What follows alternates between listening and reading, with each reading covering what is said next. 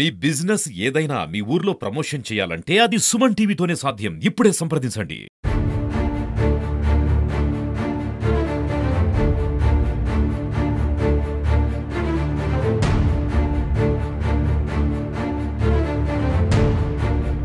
యాదాద్రి భువనగిరి జిల్లా పోచంపల్లి మున్సిపాలిటీ పరిధిలో ఉన్నటువంటి మోడల్ స్కూల్ అంటే ఆదర్శ పాఠశాల. ఆదర్శంగా ఉండాల్సినటువంటి ఈ పాఠశాల దీని పరిస్థితి మాత్రం ఒక అగమ్య గోచరంగా తయారని చెప్పొచ్చు. ఇక్కడ పోచంపల్లికి సంబంధించి మున్సిపాలిటీలో ఉన్నటువంటి చెత్త అంతా తీసుకువచ్చి ఇక్కడే పారవసేటువంటి పరిస్థితి. దీని పక్కనే మోడల్ స్కూల్ ఉంది. ఈ మోడల్ స్కూల్లో దరిదాపు 570 మంది పైగా చిలుకు విద్యార్థులు విద్యను అభ్యసిస్తున్నారు. ఈ మోడల్ స్కూల్ అంటే 6వ క్లాస్ నుంచి 12వ తరగతి వరకు ఉంటారు విద్యార్థులు. మరి ఈ చెత్త చెదారం వల్ల వాళ్ళు తీవ్ర ఇబ్బందులకు గురవుతున్నారు. వారికి చదువుకోవాలంటేనే చాలా ఇబ్బందిగా ఉన్నటువంటి పరిస్థితుల్లో వాళ్ళు సుమన్ టీవీని ఆశ్రయించారు. సుమన్ టీవీ కాల్ చేశారు. ఒకసారి సుమన్ టీవీ ఇక్కడికి వచ్చింది, ఇక్కడ పర్యవేక్షించింది. క్షేత్రస్థాయిలో చూసినట్లయితే ఇక్కడ మాత్రం చాలా చాలా ఘోరమైనటువంటి పరిస్థితి ఉంది. ఎటు చూసినా కూడా చెత్తనే కనిపిస్తుంది. చూడండి, ఒక్కసారి చూస్తే దరిదాపున 1 కిలోమీటర్ వరకు ఇక్కడ చెత్త అనేది ఉన్నటువంటి పరిస్థితి. నిజంగా దీన్ని చూస్తేనే అంటే ఇక్కడికి వచ్చి ఇక్కడ స్మెల్ చూస్తే అసలు ఒక విపరీతమైనటువంటి వాసనతో తలనొప్పి రావడం జరుగుతుంది. పిల్లలు ఎట్లా విద్యను అభ్యసిస్తున్నారో మాకైతే అర్థం కానటువంటి పరిస్థితి. ఈ పరిస్థితి మాత్రం విద్యార్థులకు రాకూడదని మనం కోరుకోవాలి. కానీ మరి ఇక్కడ నిర్లక్ష్యం వహిస్తున్నారు?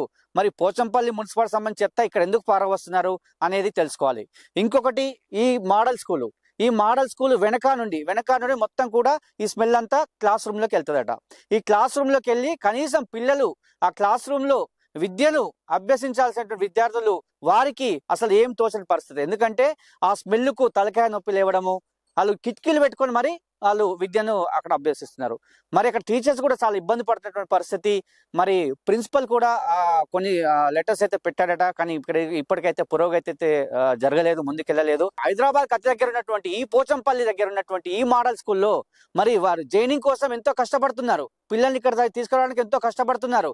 కానీ మరి ఇప్పుడు వాళ్ళకి ఇంత పెద్ద సమస్య, అసలు ఇంత పెద్ద చెత్త చెదారంతో కూడుకున్నటువంటి ఇక్కడ విపరీతమైనటువంటి వాసనతో ఇప్పుడు ప్రస్తుతం రైనీ సీజన్, వర్షాకాలం.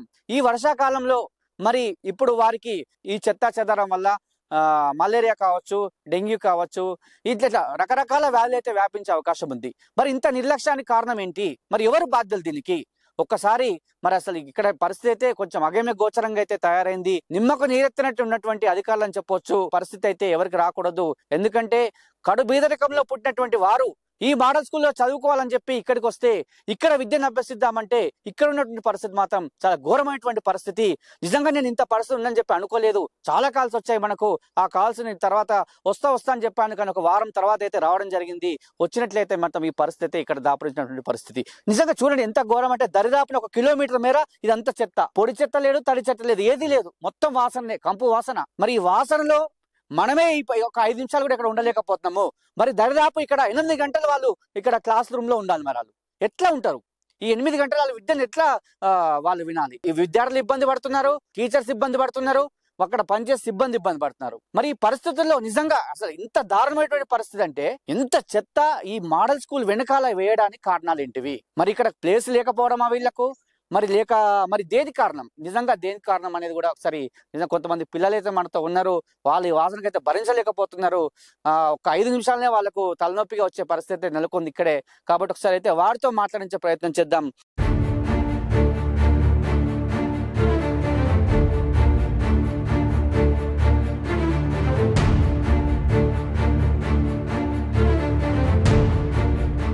అసలు ఎప్పటి నుంచి ఈ సమస్య? అసలు ఈ చెత్తతోటి, ఈ వాసనతోటి మీరు ఎన్నేళ్ళ నుంచి బరాయిస్తారు ఇక్కడ? మేము ఇక్కడ ఒక 5 సంవత్సరాలు 6 సంవత్సరాల నుంచి ఈ వాసన సార్. డైలీ ఒక వారంలో ఒక 4 times డైలీ. మాకు అన్నం కూడా తినబుద్ధి కాదు. అన్నం బిల్కి ఇంటర్వెల్ పోదామంటే క్లాస్ లోనే సార్. మేము మొత్తం ఇక్కడ గబ్బు వాసన, మొత్తం స్మెల్ తోటే ఉంటుంది సార్. ఇక్కడ టీచర్స్ చదువు చెప్తుంటే కూడా మేము మొత్తం కిటికీస్ డోర్స్ అన్ని క్లోజ్ చేసుకునే చదివింటాం సార్. ఒక్కసారి ఒక్క కిటికీ ఆఫ్ తెరిచినా గానీ మొత్తం స్మెల్. మాకు అసలు చదవబుద్ధి కాదు. గర్ల్స్ కి హెడ్ఏక్, బాయ్స్ కి అయితే పుట్టి ఉన్నప్పుడే అసలు చదవరు. ఇంకా స్మెల్ తోటి మొత్తం ఇక అంటే గందరగోళం సార్ ఇక్కడ మొత్తం స్మెల్. అంటే ఇప్పుడు వర్షం వచ్చినప్పుడు ఎక్కువ వస్తుంటారు లేకపోతే రోజు వస్తుంది? Daily sir.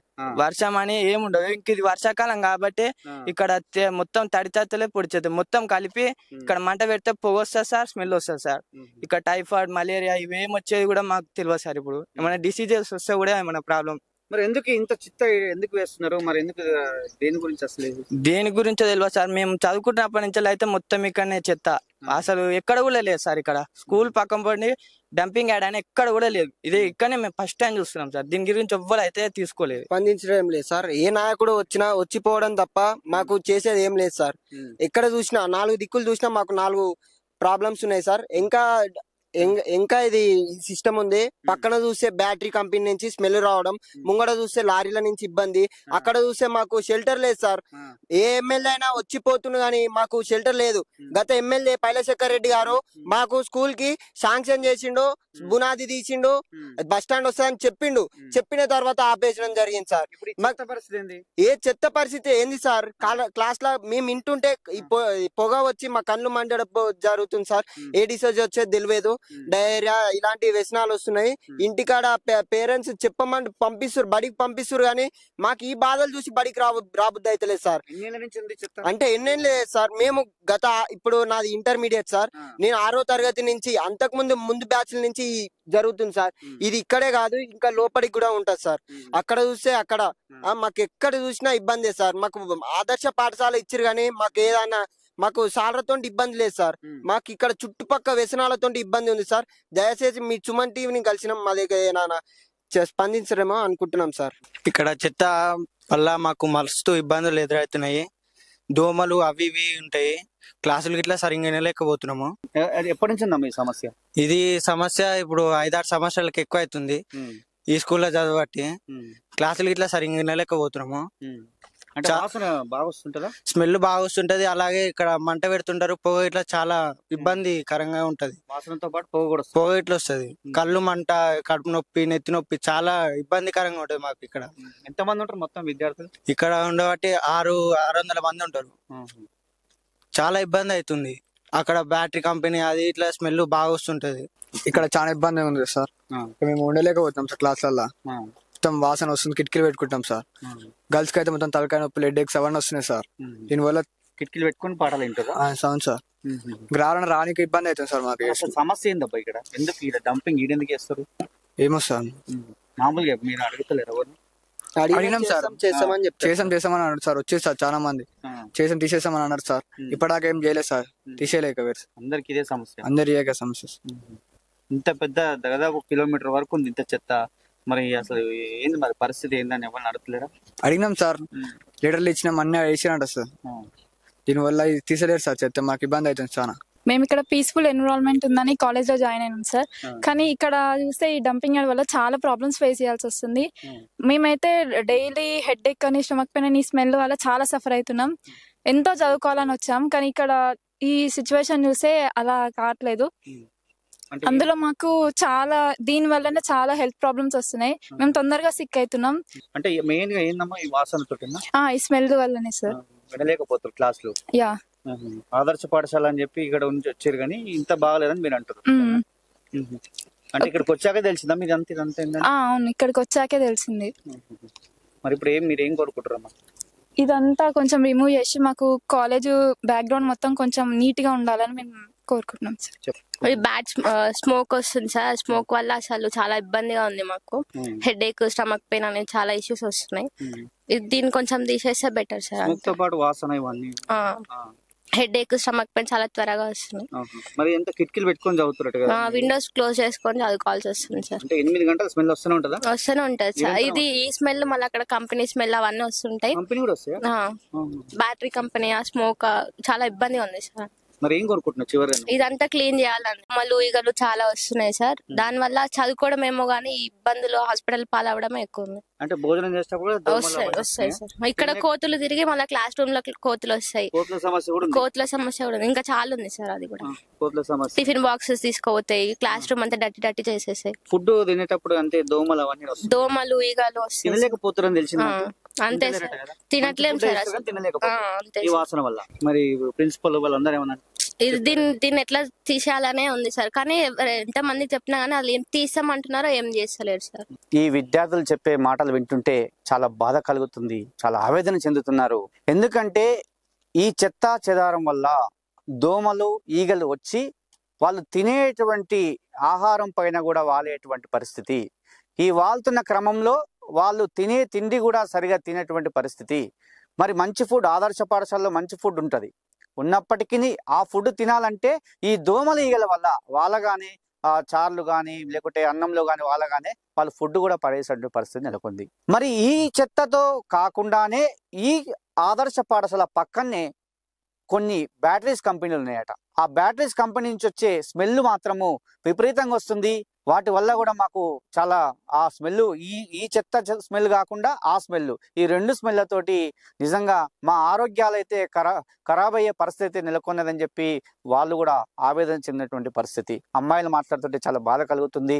ఎందుకంటే వాళ్ళు సడన్ గా అంటే కడుపు నొప్పి, స్టమక్ పొడి రావడము, జ్వరం రావడము, ఇలాంటి మేము చదువుకుందాము, మేము ఒక మంచి పొజిషన్ లో ఉందామని చెప్పి వాళ్ళు ఈ పాఠశాలకు వస్తే మరి ఇక్కడ ఉన్నటువంటి పరిస్థితి ఇది.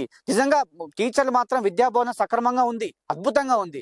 కానీ ఈ పరిస్థితుల్లో కిటికీలు పెట్టుకొని వినాల్సినటువంటి పరిస్థితి, ఈ వాసన రాకుండా చేయాల్సినటువంటి పరిస్థితుల్లో ఉంటే మాత్రం వీళ్ళ భవిష్యత్తు బాగుంటుంది. కానీ ఇట్లే ఉంటే మాత్రము వీళ్ళు చదువైతే ముందుకు వెళ్ళేటువంటి పరిస్థితి నెలకొంటుంది. ఇలానే ఉంటే మాత్రము వీళ్ళు చదవలేనటువంటి పరిస్థితి ఉంటుంది. ఒక్కసారి ఆలోచన చేయాలి, అధికారులు దీన్ని పట్టించుకోవాలి. దయచేసి కలెక్టర్ గారు దీన్ని విజిట్ చేయాలి, స్థానిక ఎమ్మెల్యే గారు విజిట్ చేయాలి, స్థానిక ఎంపీ గారు విజిట్ చేయాలి. ఎందుకంటే ఆదర్శ పాఠశాల గత ప్రభుత్వం గొప్పగా చెప్పుకుంది ఆదర్శ పాఠశాల గురించి. మీ ఆదర్శ పాఠశాలలో ఇలాంటి పరిస్థితి ఉందంటే ఒక్కసారి ఆలోచన చేయాలి. దయచేసి ఇకనైనా మా సుమన్ టీవీ ద్వారా వేడుకుంటున్నాము. మా సుమన్ టీవీ వాళ్ళు కాల్ చేశారు, ఫోన్ చేశారు, ఒకసారి రండి సార్, ఒకసారి చూడండి మా పరిస్థితి చూడండి అంటే మనం ఇలా రావడం జరిగింది. ఈ వచ్చి చూడగానే ఇలాంటి పరిస్థితి. కాబట్టి దయచేసి అధికారులు మరొక్కసారి విన్నవిస్తున్నాము సుమన్ టీవీ నుంచి, లేదా దయచేసి మీరు వచ్చి విజిట్ చేసి ఈ సమస్యను పరిష్కారం చేయండి. లేనట్లయితే ఈ సమస్యను ఎంతవరకైనా నేను తీసుకెళ్తాను, డైరెక్ట్ ముఖ్యమంత్రి వరకైనా నేను తీసుకెళ్తాను. దయచేసి మీరందరూ కూడా ఈ అధికారులు ఒకసారి వచ్చి విజిట్ చేసి ఇక్కడ సక్రమమైనటువంటి విద్యను అభ్యసించాలి, సక్రమైనటువంటి విద్యను అందించాలని చెప్పి సుమన్ టీవీ అయితే వేడుకుంటుంది. ఇది ఇక్కడ ఉన్నటువంటి పరిస్థితి.